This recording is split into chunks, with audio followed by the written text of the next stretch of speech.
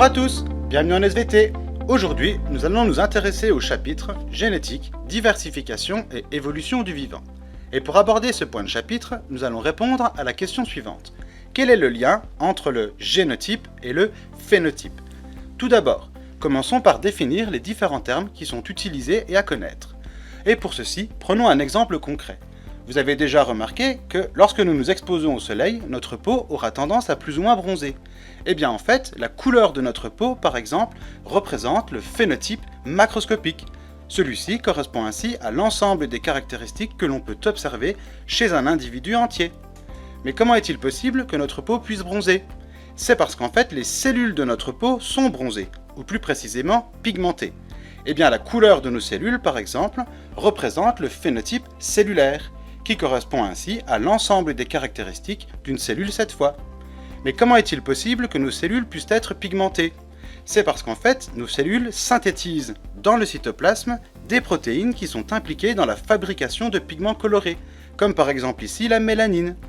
Et bien, de la même manière que précédemment, on peut alors définir un autre niveau de phénotype, qui est cette fois-ci le phénotype moléculaire, correspondant ainsi à l'ensemble des protéines d'une cellule.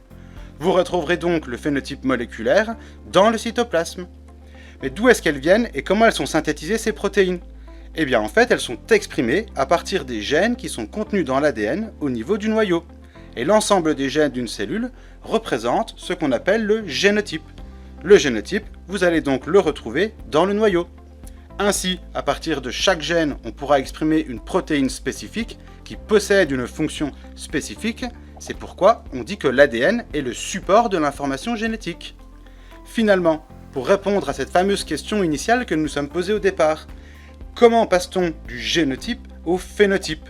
Eh bien, vous avez dans chaque cellule de votre corps, à l'intérieur du noyau, un ensemble de gènes à disposition au sein de l'ADN. Ça, c'est le génotype.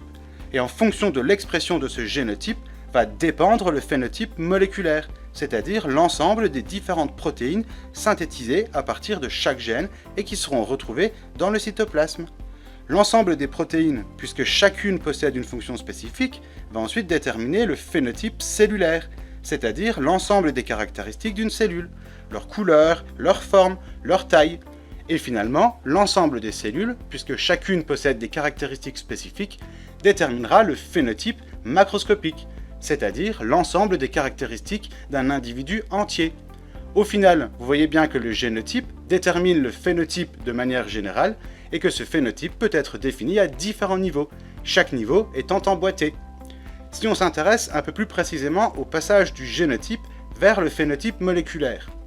Au niveau du génotype, vous avez vos gènes qui sont constitués d'une séquence de nucléotides qui est spécifique et ordonnée et qui porte une information. Et lors du passage au phénotype moléculaire, vous aurez vos protéines qui sont constituées d'une séquence d'acides aminés qui est également spécifique et ordonnée et qui porte cette même information. Voilà, je vous remercie et je vous souhaite bon courage.